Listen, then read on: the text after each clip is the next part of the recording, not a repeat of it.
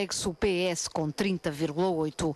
O Bloco de Esquerda apresenta-se como terceira força política, atingindo os 7,3%. Segue-se o PCP com 7,1% e o CDS-PP com 5,8%. A mesma pergunta já tinha sido colocada em dezembro último via telefone e repete-se neste mês de janeiro, já com simulação de voto em urna. E quando comparadas as respostas, revela-se que o PSD não deixa de liderar as intenções de voto, mas sofre uma quebra considerável de 4,8 pontos percentuais.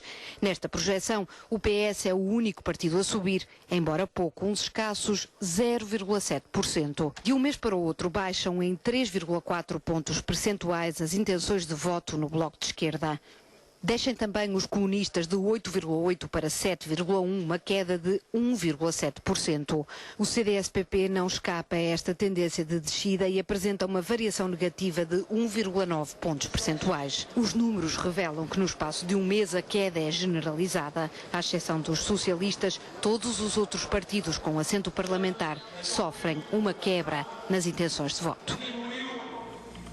Cavaco Silva foi reeleito Presidente da República. O candidato obteve 52,9% dos votos. Em segundo lugar ficou Manuel Alegre. O candidato apoiado pelo PS e pelo Bloco de Esquerda contabilizou 19,8% dos votos. Depois, Fernando Nobre, o independente, registrou 14,1%. Em quarto lugar, Francisco Lopes, o candidato comunista, teve 7,1%. Em quinto, o surpreendente José Manuel Coelho, com 4,5%. E em último, Defensor Moura, com 1,6%. A abstenção foi de 53,4%. No discurso de vitória, Cavaco Silva garantiu que vai cumprir as promessas e agradeceu a prova de confiança dos portugueses em todos os distritos do país. Os que votaram não se aliaram do futuro. Saúdo de uma forma muito especial todos os que decidiram dar-me a confiança do seu voto de uma forma tão expressiva. Ganhei em todos os distritos de Portugal, incluindo as regiões autónomas dos Açores e da Madeira. Serei presidente de Portugal inteiro, de todos, sem exceção. Cumprirei o que prometi. Para mim, Portugal estará sempre primeiro. Foram 5 contra 1. E a dignidade e o respeito que deve envolver uma eleição presidencial não foram respeitados. A vitória de hoje é também a vitória da verdade sobre a calúnia. A vitória de uma candidatura feita pela positiva. Manuel Alegre não conseguiu o objetivo de passar à segunda volta. O candidato assumiu pessoalmente esta derrota num discurso curto, agradeceu os apoios à candidatura e garantiu que não fugiu ao combate político. O meu objetivo era a passagem à segunda volta. Não consegui e, por isso, assumo a derrota. A derrota é minha, não é daqueles que me apoiaram. Em democracia não é vergonha perder. A vergonha é fugir ao combate e não saber por que se luta. As minhas preocupações...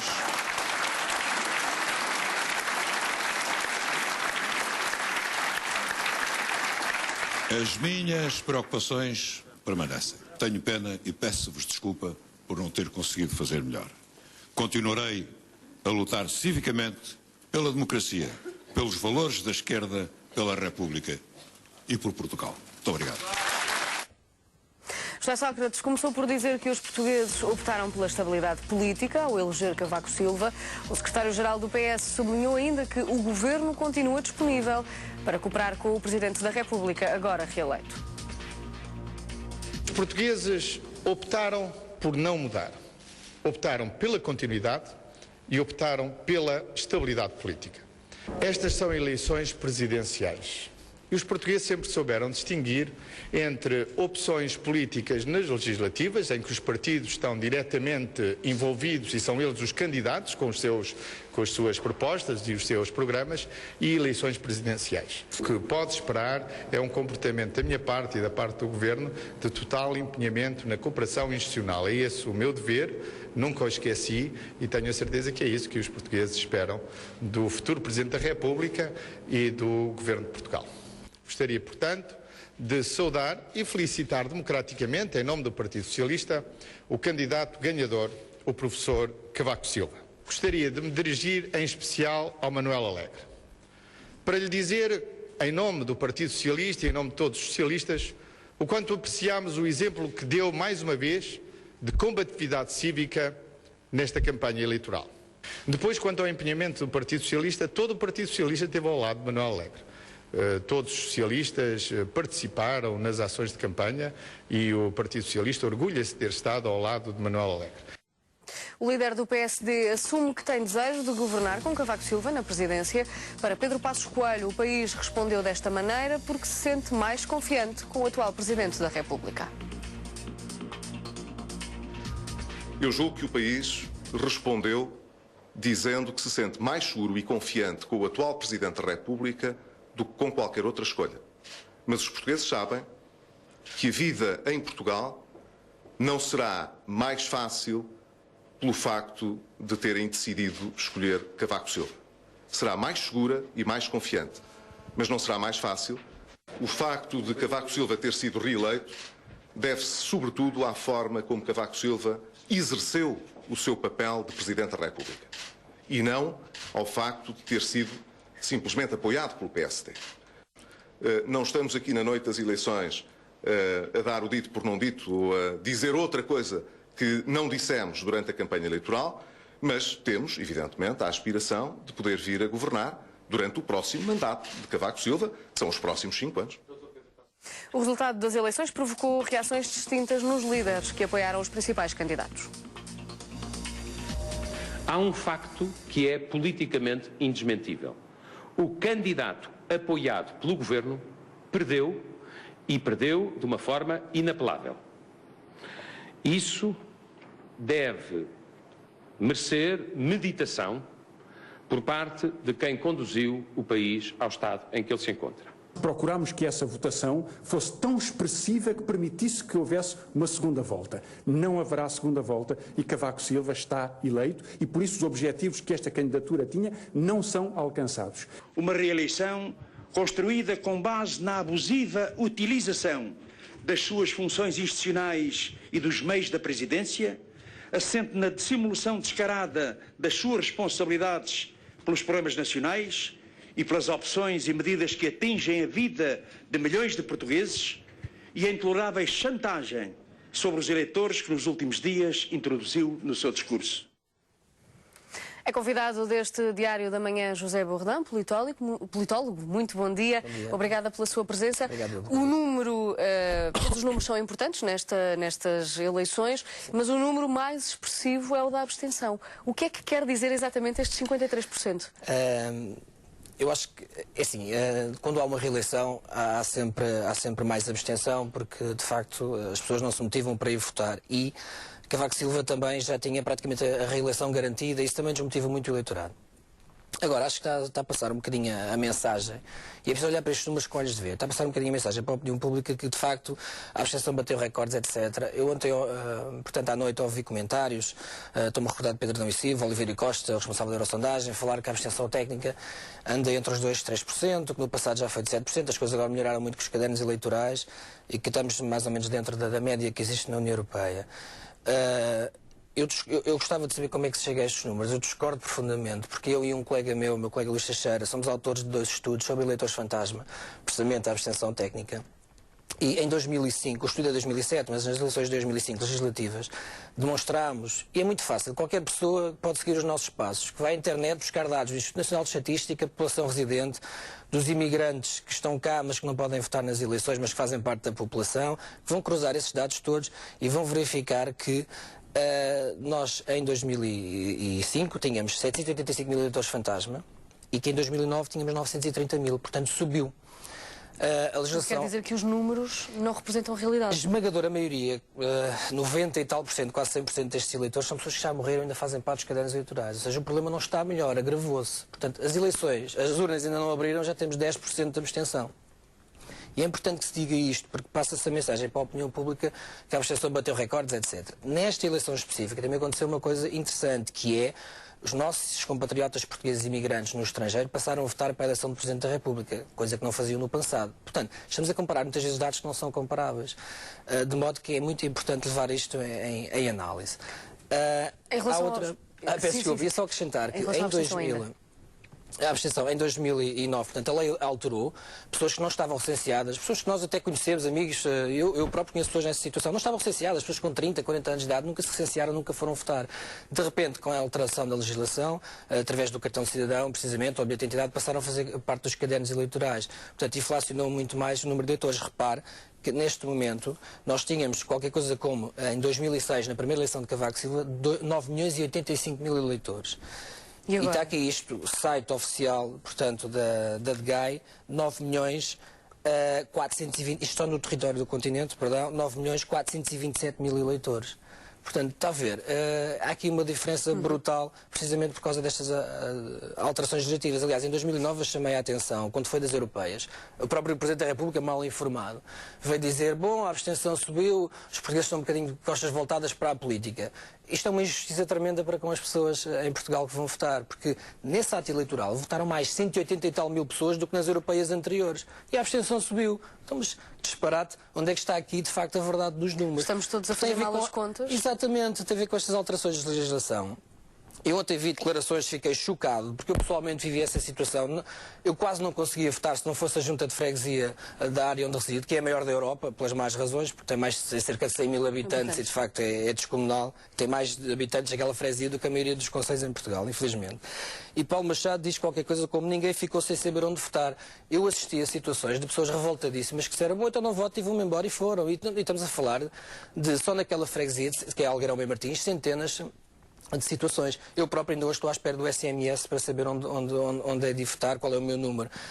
Ignorância minha e ingenuidade também, porque estudo estas matérias e olho para estas coisas com outros olhos, enfim, para outros dados que não o deu achar na minha mente que nos cadernos eleitorais, nas juntas de freguesia, nas assembleias de voto, estaria lá o cartão de cidadão e ao lado o cartão de eleitor, quer dizer, não tinha que ser o cidadão a andar a preocupar-se com isso, porque é uma coisa extremamente simples, é utilizar um fecheiro informático e cruzar dados, não é assim tão complicado. Em relação aos outros números, números da vitória de Cavaco Silva, esta reeleição foi a reeleição conseguida com menos número, com menos percentagem, com menos votos. Reeleição de um presidente. Por aquela razão que expliquei há pouco, normalmente as reeleições há menos pessoas a votar. E neste caso, a vitória estava praticamente garantida. Aliás, não houve nenhuma sondagem que não desse a vitória. Nenhuma sondagem, em nenhum momento. Mas havia números mesmo assim desmotiva diferentes. Quem vota no candidato, quem normalmente vota no candidato vencedor, não é? Por hipótese, ou que tem melhores probabilidades de ganhar, também funciona para os outros. Aliás, olha, aconteceu com o Partido Comunista, por exemplo. Jerónimo de Sousa teve uma votação superior. Porquê também? Porque o eleitorado mais fixo do Partido Comunista provavelmente também se absteve, também não foi às urnas porque também achou que não valeria a pena. Isto acontece muito, as pessoas fazem este tipo de raciocínio. Ou a vitória já está garantida, e não vale a vitória já está garantida, nem vale a pena ir votar no candidato que vai perder, como não vale a pena ir votar no candidato que vai ganhar. José Coelho teve uma votação interessante, que eu considero claramente um voto de protesto em relação à política em geral, porque é um candidato que aparece já muito tarde, aparece de uma forma dura e diretiva. Também, eu acho que não dignifica muito o cargo ao qual se candidata, até porque recolheu muitos milhares de assinaturas de pessoas que lhe deram a oportunidade de se candidatar e, portanto, devia respeitar um bocadinho mais isso. Mas, por outro lado, também reconheço a frontalidade e dizer as palavras mais fortes, mais duras, sem qualquer receio. E foi claramente um voto de protesto, para além de que o povo madeirense decidiu, obviamente, apoiar o candidato da terra. Depois de Cavaco Silva foi o mais votado. Exatamente, uma votação muito expressiva. Em relação aos distritos, Cavaco Silva foi o mais votado em todos os distritos, inclusive naqueles distritos do Alentejo tradicionalmente comunistas, e o candidato do Partido Comunista surge em terceiro lugar, nem surge sequer em segundo. Em segundo surge o Manuel Alegre. Exatamente. O Partido Comunista, o eleitorado do Partido Comunista faz muito isto, utiliza de uma forma muito útil o seu voto. Eu já uma vez fiz um estudo também relativamente a esta situação, em que demonstra que nas autárquicas, por exemplo no Alentejo, nos círculos atrás dos distritos que fala, o eleitorado vota o dobro nas autárquicas no Partido Comunista, por exemplo, do que vota... São eleições completamente diferentes. Mas vê-se os candidatos do Partido Comunista a terem o dobro e às vezes mais dos votos do que têm, por exemplo, o Partido Comunista numas legislativas. E claramente numa eleição como esta, há aqui claramente um voto útil do eleitorado do Partido Comunista, para além de uma boa parte que se absteve. E claramente Manuel Alegre, Fernando Nobre, eventualmente.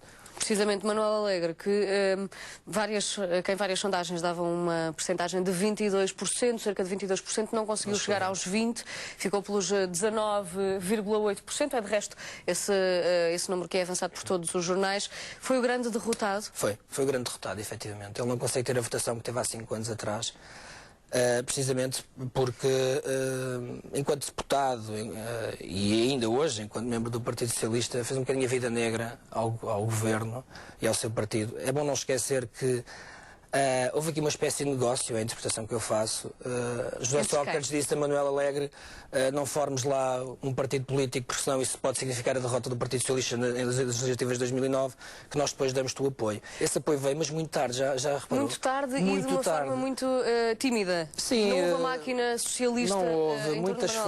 Em muitas federações nem sequer praticamente se conseguiu recolher assinaturas para a candidatura Manuel Alegre. E efetivamente muitas pessoas do Partido Socialista... Ficou a perder com este apoio, Manuel Alegre? Olha, boa pergunta. Efetivamente fica, porque ainda por cima tem o apoio do Bloco de Esquerda. São partidos que se competem entre si. Os seus líderes não têm relação absolutamente nenhuma. É uma relação, eu não digo de ódio, mas é muito, muito competitiva, de facto. E efetivamente, há 5 anos foi o candidato associado civil.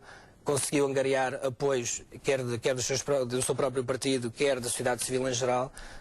E 5 anos depois é exatamente o oposto, tem o efeito inverso. Acho que é o grande derrotado desta noite. Apoio da sociedade civil que Fernando Nobre nesta eleição. Exatamente, que foi o candidato da cidadania que nos surge nesta eleição muito rapidamente, que consegue um valor de 14,1% para o independente. Sim, fala-se aí nos corredores que terá tido apoio também numa parte do Partido Socialista, nomeadamente Mário Soares, que estavam por trás, com uma forma também de vingança em relação a 5 anos atrás. Acredito que isso seja verdade, sinceramente.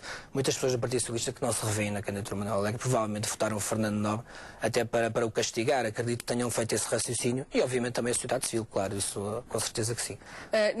Nestas eleições, a TVI, a Intercampos para a TVI, realizou uma sondagem com a pergunta se as eleições legislativas fossem hoje, em quem votaria, e o PSD surge claramente à frente das intenções de voto com 36,8%. O que demonstra que claramente são eleições diferentes. Aliás, veja que PS tem uma votação que não é o dobro, mas é quase, digamos assim, do que Manuel Alegre teve. Aliás, é o dobro no sentido, peço desculpa, no sentido em que Bloco de Esquerda e PS têm o dobro da votação praticamente do que teve Manuel Alegre. Só demonstra que as eleições não são iguais. Cavaco Silva eleito com 50 e poucos % dos votos, e se reparar, CDS e PSD juntos ficam na casa dos 42%, salvo erro, e portanto estamos a falar de eleições completamente diferentes. Para além de que, como disse, mas ainda assim é uma viragem à direita. Sim, há um grande descontentamento. O governo mentiu em 2009. Mentiu muito seriamente relativamente à situação económica do país. Não agiu a tempo e horas. Distribuiu dinheiro a tudo e a todos em 2009 para poder ganhar eleições, que foi o que aconteceu, e agora estamos a pagar essa fatura, infelizmente, e o eleitorado está a penalizar isso. O que é que podemos esperar do ano 2011 em termos políticos? Provavelmente vamos assistir a um ano conturbado. Acho que a sobrevivência do governo estará um bocadinho dependente da evolução da situação económica, nomeadamente se nos empresta. Olha, resumida esta frase: se Portugal consegue financiamento do exterior, nos empresta o dinheiro, ou se não consegue, ou se veio o FMI. Portanto, é assim que vamos viver este ano 2011, sempre semana a semana, um bocadinho a ver quando é que o governo cai em função da situação económica. Em termos de tempo, podemos falar do primeiro trimestre, a partir do primeiro trimestre, que é quando começam a surgir os primeiros boletins de análise da OCDE e também do Banco de Portugal? Vamos ver. Eu acho que o Governo agora está mais atento do que estava há um ano atrás e está mais esforçado no sentido de conter a despesa pública para que o orçamento bata certinho para Bruxelas e o mundo inteiro ver, digamos assim. Mas claramente vai depender de se Portugal consegue ou não colocar dívida. Eu acho que vai ser muito difícil. Provavelmente vamos ter que recorrer ao Fundo de Resgate e ao FMI. Não temos tempo para falar sobre isso, mas por um lado, por boas razões, até seria bom que o FMI entrasse aí, mas enfim, depende um bocadinho disso. Eu já uma vez fiz um artigo que achava que iria ser o Orçamento de Estado de 2012 que ia ser chumbado e provavelmente seria aí que seria dada a inversão, mas admito que face à solução dos últimos tempos isso até possa ocorrer antes. Agora, vamos ver quem é que se chega à frente digamos assim, para apresentar uma moção de censura ao Governo. Provavelmente essa tentação poderá cair entre PSD e CDS, mas para isso precisam do voto da esquerda. É sensível, porque depois a esquerda também não gosta deste Governo, mas também não quer dar a vitória à direita. E é complexo. Não, vamos ver como é que as coisas vão Portugal evoluir. com meses conturbados durante este ano de 2011. José Bordão, muito obrigada pela sua presença neste Diário da Manhã. Muito obrigado. Foi um prazer. Bom dia.